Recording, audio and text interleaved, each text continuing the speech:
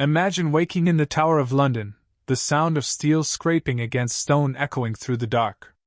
It's May 19th, 1536, and in just a few hours, the blade being sharpened outside your window will end the life of Queen Anne Boleyn. Betrayal, politics, and obsession brought her here, but the truth of her fall is darker than you've ever been told.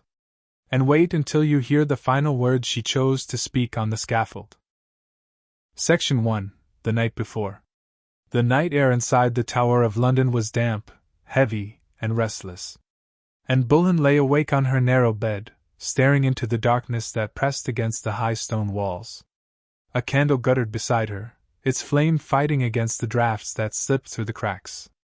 Somewhere beyond her chamber door came the unmistakable rasp of metal against stone, steel being honed for the morning's work.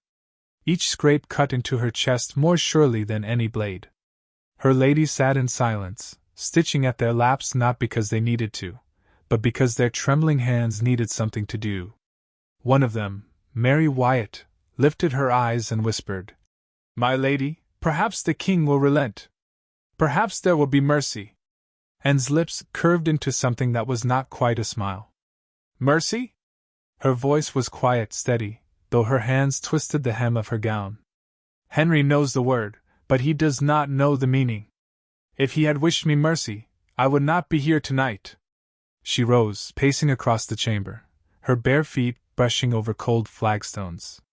The chamber was richly hung with the same tapestries she had once admired before her coronation, yet now they seemed mocking, fabric woven for a queen, but draped around a prisoner. Through the arrow-slit window, Anne heard muffled sounds from outside, the thud of hammers, the creak of ropes being tested. Carpenters worked by torchlight to finish the scaffold.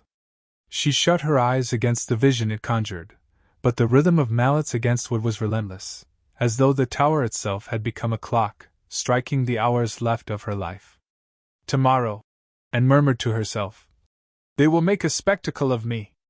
A queen turned traitor. But I will not give them tears. I will stand as I once stood before all England, proud, unbowed." Her ladies exchanged worried glances. Joan Parker, her most loyal, spoke with trembling lips. "Then let us dress you for dignity, my lady. Let them see not a criminal, but a queen." Anne's eyes softened, and she reached to clasp Joan's hand. "Yes," she said, almost to herself. "If I cannot rule in life, I shall command in death." She returned to her bed at last, pulling the thin coverlet over her shoulders. The tower's silence pressed in, broken only by that dreadful scraping of steel. She prayed then, not for Henry, not even for her enemies, but for her daughter. "Elizabeth," she whispered into the darkness, "forgive me. Live where I could not. Outlast him. Outlast them all." The candle sputtered out, and Anne was left alone with her thoughts, and the rasp of the blade that waited for dawn. Section 2. The morning of May 19th. The morning broke grey and wet, the mist rising from the Thames and curling around the battlements of the tower like ghostly fingers. Dawn came without birdsong. Even the ravens, Anne thought, seemed to have stilled their caws in grim expectation. A knock came at the chamber door. Sir William Kingston, constable of the Tower, stepped in with a bow, his armor faintly clinking. His face was carved from stone, neither cruel nor kind, but bound by duty. "My lady," he said, his voice quiet, "the king has ordered your execution to take place today. Prepare yourself."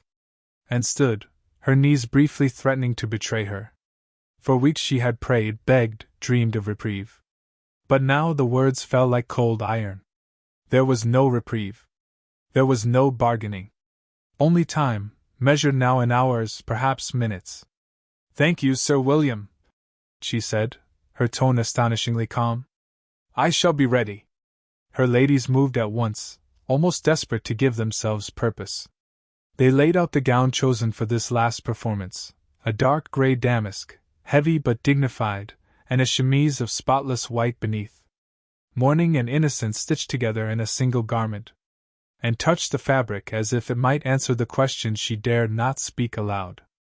As they dressed her, she whispered to each of them, offering scraps of comfort when it should have been they comforting her. "Do not weep. she told Joan Parker as the woman's tears streaked her pale cheeks. "We are all God's children. And I go to Him before you, that is all." When her hair was pinned beneath a simple linen coif, and stepped before the small mirror brought into her chamber, the reflection that met her was both familiar and foreign. Once she had been radiant, crowned and adored, now she was thin, pale, sharpened by suffering. Yet in her eyes burned something unextinguished, defiance, even now. The bells of St. Peter ad Vincula tolled in the distance, their low notes rolling through the tower. Outside her window, and glimpsed the scaffold, a stark wooden stage covered with fresh straw, surrounded already by a crowd pressing close. The murmurs carried through the air, a strange mix of curiosity, pity, and hunger for spectacle. "Like a play," and muttered under her breath. "They come as if to see a play." Mary Wyatt, ever the softest of her ladies, dared to reply. "Then let it be your play, my lady. Let them see your strength." Anne's lips curved faintly. "Yes. If I must fall, then let me fall as a queen." Sir William returned, gesturing toward the door. "It is time," and turned once more to her ladies, pulling them briefly into an embrace. "Remember me kindly," she whispered. Then she lifted her chin and walked toward her fate, every step echoing in the tower's stone corridors, each one carrying her closer to the scaffold, to the waiting blade, to history's judgment. Section 3. The Walk to the Scaffold. The tower's corridors stretched long and echoing, their damp stones glistening in the pale morning light. Each step and took sent a hollow sound rising into the vaulted ceilings. Her ladies trailed behind her like shadows, their sobs muffled by trembling hands pressed to lips. Soldiers lined the path, halberds gleaming, boots planted firm, eyes avoiding hers. Not one dared meet the gaze of the condemned queen, and held her head high. She refused to bow before their silence.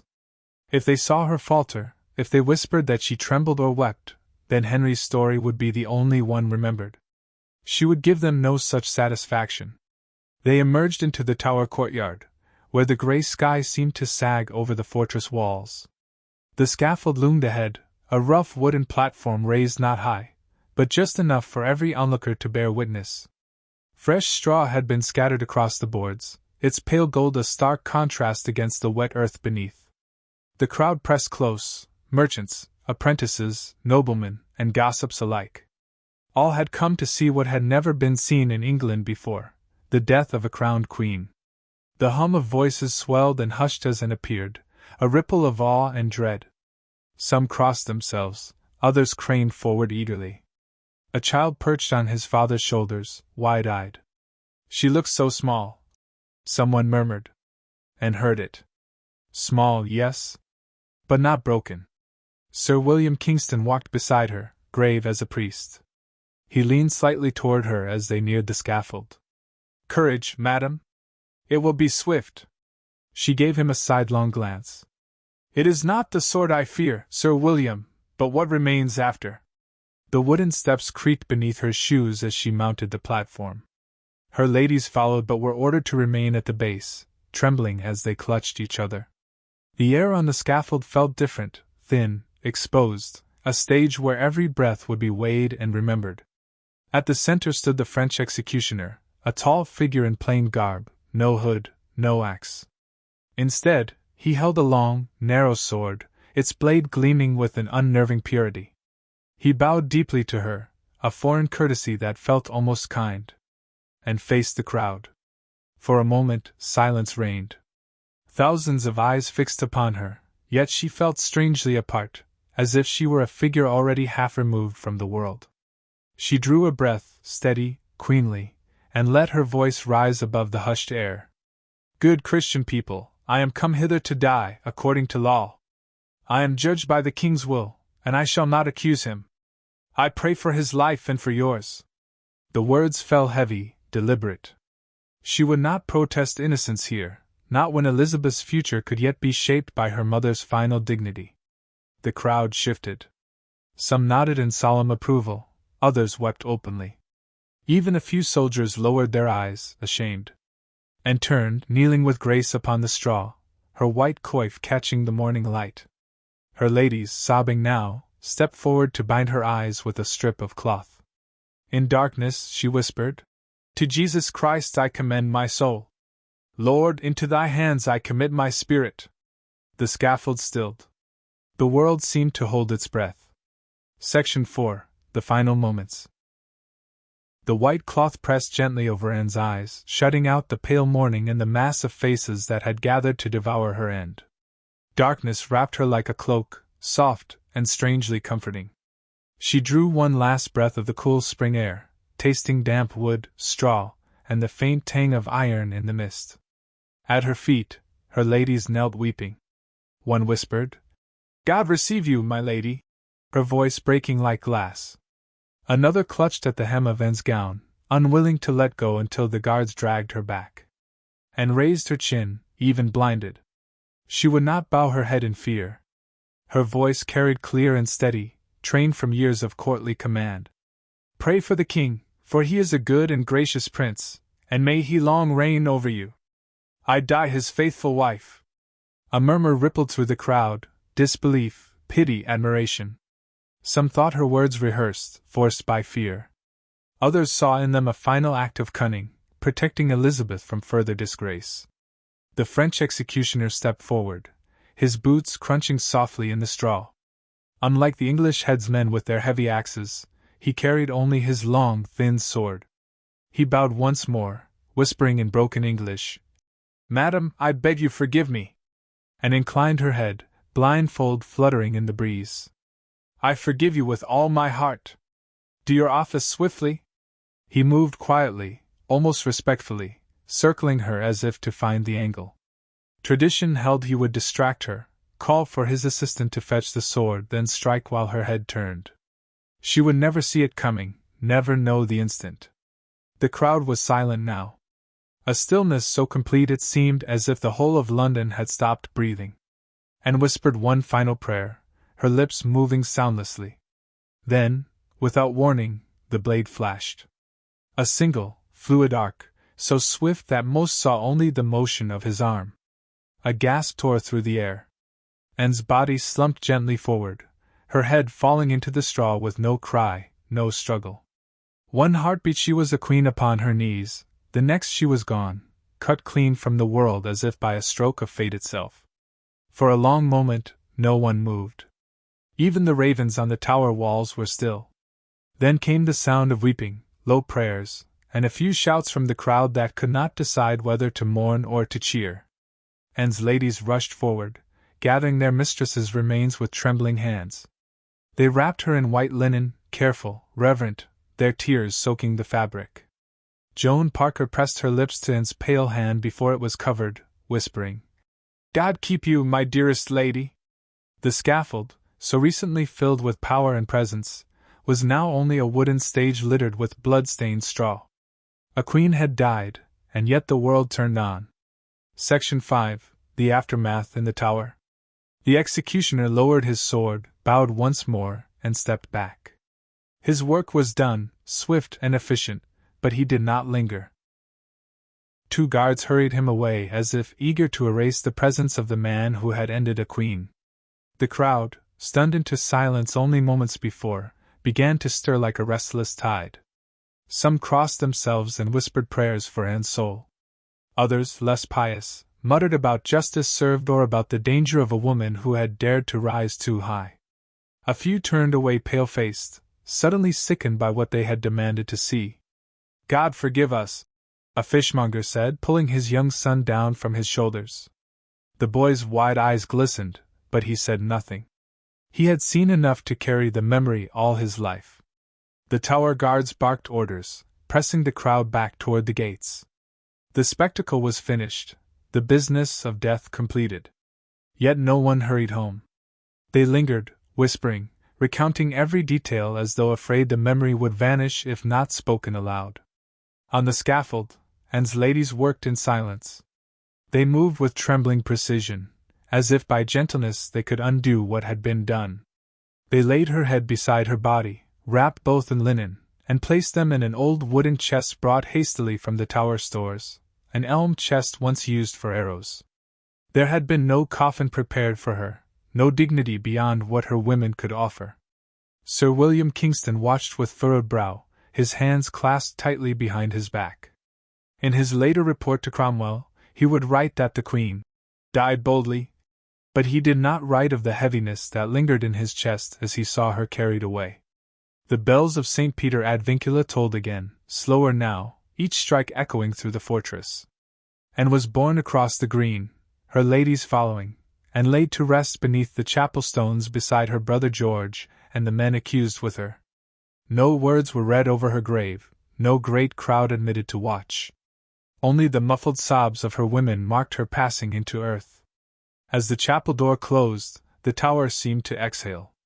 Ravens took flight from the battlements, their wings beating against the grey sky. The river lapped softly against the wharf. For the first time that morning, the sound of steel had ceased. But in the royal apartments miles away, Henry VIII feasted. A messenger had already sped across London to Greenwich Palace, carrying the words the king most wanted to hear. The Queen of England is no more. At table with Jane Seymour, Henry raised a golden goblet, his eyes alight.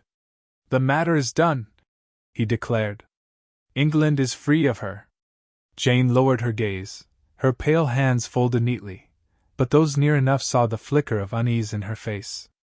For even she, the meek and chosen, could not help but wonder, if a queen could be unmade so quickly, what of those who followed? Section 6. The King's New Beginning. At Greenwich, the court wasted no time in shedding its mourning. Black cloths were torn down, replaced by bright tapestries of crimson and gold. Musicians struck their lutes with brisk new songs, and the kitchens bustled with the preparation of feasts. Anne's name was already slipping into whispers, spoken only in corners and corridors, as though her very memory had become treason. Henry strode through the palace halls with renewed vigor, his injured leg dragging only slightly behind him. His face, florid and broad, was flushed with satisfaction. To those who knelt before him, he proclaimed himself cleansed of sin, restored by God's mercy to the path of righteousness. Few dared to note the irony. Jane Seymour kept close, pale and modest, her eyes lowered whenever the king spoke. Where Anne had argued, Jane submitted. Where Anne had laughed sharply, Jane answered softly. She was everything Henry now claimed to desire, obedient, pliant, without fire. Yet even Jane, whose meekness had become her armor, could not keep her mind from the sight she imagined, a scaffold, a sword, and the silence after.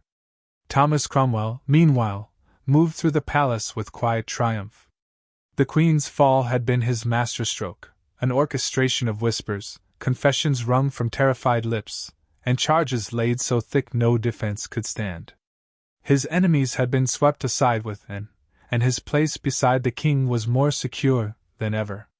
Or so he believed. God has shown his favor, Henry told him one evening as they walked together in the gardens. The air was damp with the scent of rose and lavender, yet Cromwell smelled only power.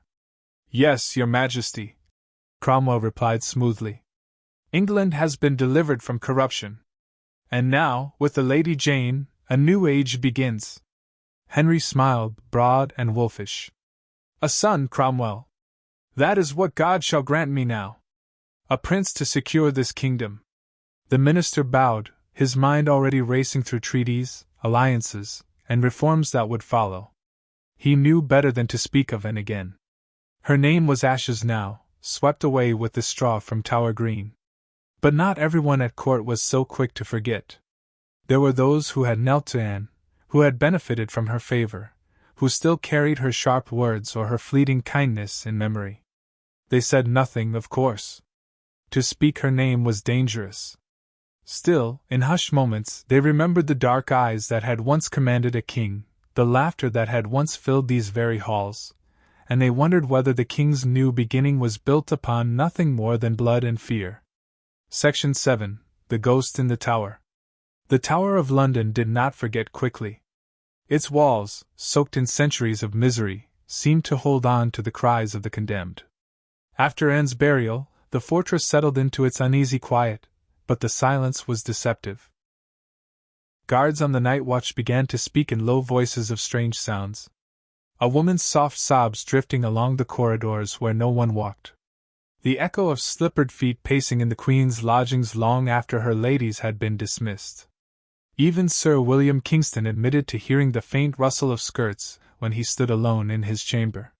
One guard swore he had seen her, a pale figure at the window, her hands clasped as though in prayer, her coif stark against her dark hair.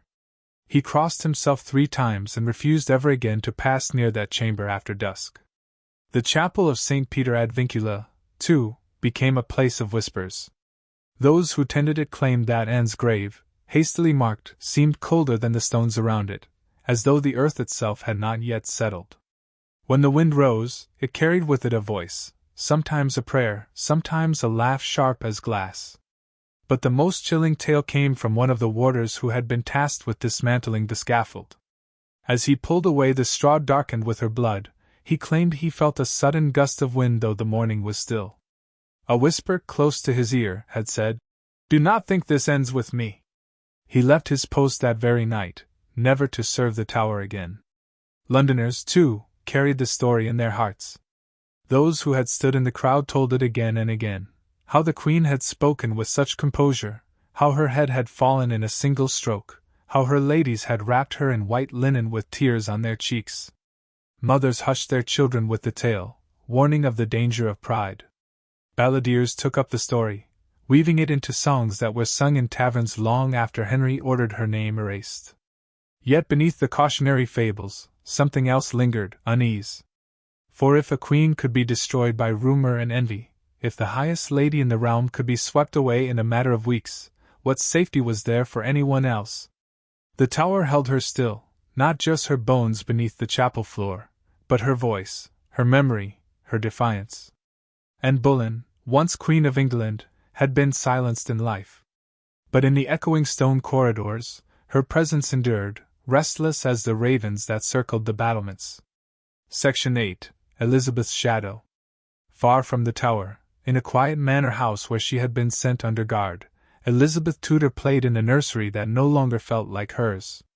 Barely 3 years old, she was too young to grasp the enormity of her mother's death, but not too young to sense the chill that had settled over her world. Her nurses spoke in hushed tones now.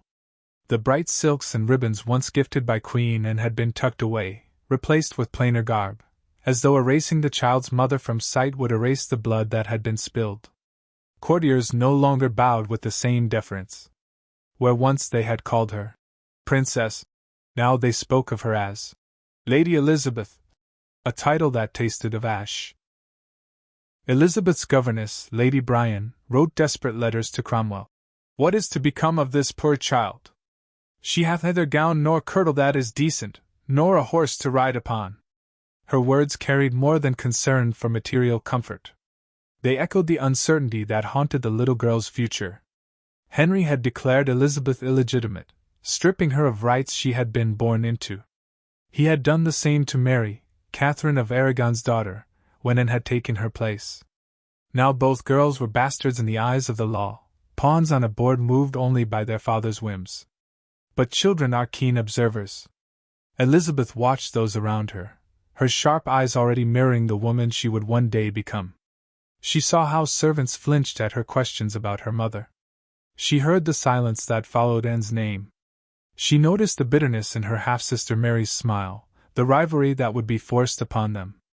At night she sometimes woke crying, calling out for a mother who would never come. Lady Bryan soothed her with lullabies, yet the child clutched at the embroidered kerchief and had once pressed into her tiny hands. It smelled faintly still of rosewater. One evening, Elizabeth whispered, "Where is Mamma?" The governess froze. How could she explain the cruelty of a father who had ordered his wife's death? At last she answered softly, "Your mother has gone to God, child. She prays for you there." Elizabeth's small brow furrowed. She said nothing more, only held the kerchief tighter. Though she could not know it, the shadow of her mother's fall would shape her life. From Anne she had inherited not only her striking dark eyes and quick wit, but the indelible lesson that queenship in England was perilous, that power came at a cost measured in blood. The world would not expect much from the bastard daughter of a disgraced queen. Yet even as a child, Elizabeth seemed to hold in her gaze something unyielding. Something that promised her mother's story was not yet finished. Section 9. Cromwell's Web. Thomas Cromwell walked the corridors of Whitehall with the quiet confidence of a man who had reshaped England with ink, paper, and whispered words. Anne Boleyn was gone, swept from the board as neatly as he had arranged it. To most, her fall seemed like divine justice. To Cromwell, it was the triumph of calculation. He had watched her rise with wary eyes. Ambitious, sharp-tongued, and unafraid of power, and had been both an ally and a threat. At first, she had been his partner in reform, her influence pulling Henry toward the break with Rome that gave Cromwell his greatest stage. But queens who argued, who demanded, who thought themselves irreplaceable, those were queens who eventually fell. Cromwell had only hastened what Henry already desired. Now he was indispensable. Ministers, nobles, even foreign ambassadors bowed lower than before. It was whispered that nothing reached the king's ear without Cromwell's touch upon it. He wore this power lightly, but his eyes missed nothing. He knew the same whispers could turn against him, just as they had against Anne. In the council chamber, he laid out plans for new revenues from the dissolution of monasteries, arguing that England's wealth should no longer be squandered on idle monks. The king nodded approvingly, already dreaming of gold filling his coffers. Yet others at the table, old families whose loyalty was to tradition rather than reform, narrowed their eyes. One of them, Lord Norfolk, Anne's own uncle who had condemned her at trial, spoke with a trace of venom. "Your hand, Master Cromwell, is in everything. England begins to look less like a kingdom and more like your own contrivance." Cromwell smiled unshaken. "I serve the king, my lord, nothing more. The kingdom flourishes because His Majesty's will is enacted without delay." Henry clapped the table. "Aye, and no man serves me better. Let all remember that." Norfolk lowered his gaze, but Cromwell noted the hard line of his jaw. Enemies gathered silently, like clouds before a storm. That evening, Cromwell returned to his chambers and sat long by the fire, turning over the parchment reports from his agents. He knew the danger of standing so close to Henry. He had seen it consume men. He had seen it consume Wolsey before her. Power in Tudor England was a feast, but every guest knew the host might one day throw them to the hounds. He muttered to himself, "Keep the king satisfied, and all else may be weathered." Yet even as he spoke, the flames seemed to flicker in Anne's likeness, the dark eyes, the sharp smile. A reminder that no web, however finely spun, could hold forever. Section 10. The People's Judgment. In the weeks after Anne Boleyn's death, London hummed with contradiction. Henry ordered her name struck from court records, her emblems torn from palace walls, her portraits removed from galleries. To the crown, she was to be forgotten, a queen erased as though she had never existed. But the people remembered. In taverns, men whispered over their ale that the charges had been false, that no queen could betray the king under so many watchful eyes. In markets, women muttered while haggling over fish and bread, "She gave him a daughter, and for that he killed her." Balladeers wove her fall into song, their verses carry from alehouse to alehouse, until even those who had not seen her knew the tale. "She rose too high," some said, shaking their heads. "That is the fate of any woman who dares." Others leaned closer, voices low. "No, she was innocent, and the king feared her fire." The truth mattered less than the story. To some, and became a warning, ambition punished. To others, she became a martyr, a woman destroyed because she had stood against the tide. The Tower itself kept her memory alive. Visitors swore they felt her presence in the Queen's lodgings, or glimpsed her pale figure drifting across Tower Green. Guards refused to walk certain corridors after dusk. One whispered, "She does not rest, because she was wrong." And then there was Elizabeth. The child grew in the long shadow of her mother's fate, her keen eyes watching, her sharp mind learning. Though Henry had branded her illegitimate, though she lived as a discarded daughter, those who looked closely saw something of and in her gaze. Years later, that child would ascend the throne, becoming one of England's greatest monarchs. And with her rise, Anne's story would be retold, not as that of a guilty queen, but as the mother of a queen who outlasted them all. The scaffold was dismantled, the blood-washed straw swept away, the elm chest hidden beneath chapel stones. Yet Anne Boleyn's death was not the end. It was the beginning of a legend, whispered in shadows, sung in ballads, carried through the centuries. For steel may sever flesh, but memory endures.